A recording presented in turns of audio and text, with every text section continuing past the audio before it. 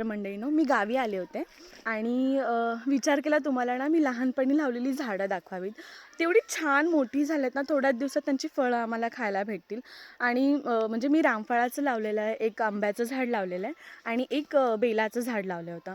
Actually ते मरत आलेलं, पण माझ्या काकांची खरंच त्यांनी एवढं छान त्यांना ठेवलं ना, त्यांची फार ग्रोथ झाली आणि छान मोठे झालेले आहेत. मी तुम्हाला दाखवते, पहा. तर हे आंब्याचं झाड आहे.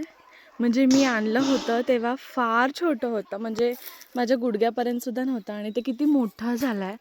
थोड्याच दिवसात ह्याचे आंबे खायला भेटतील मला. आणि हे आहे बेलाचं झाड. ॲक्च्युली हे मरत आलं होतं, पण माझ्या काकांनी ना त्याला भरपूर काही केलं.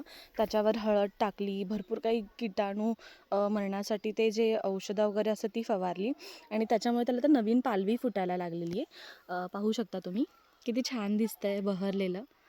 आणि हे थोडंसं असं गावचं वातावरण. आवाज आला तुम्हाला पक्ष्यांचा? वाव.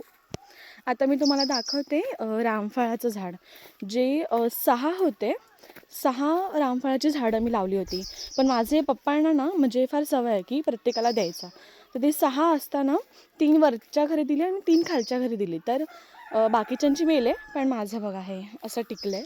ॲक्च्युली माझ्या काकांचा फार मोठा वाटा आहे ह्याच्यामध्ये. एवढं सुंदर मोठं झालं आहे. 2-3 वर्षात ह्याची पण फळं खायला भेटतील. खरंच गावचं वातावरण फार सुरेख आहे यार, मस्त आहे.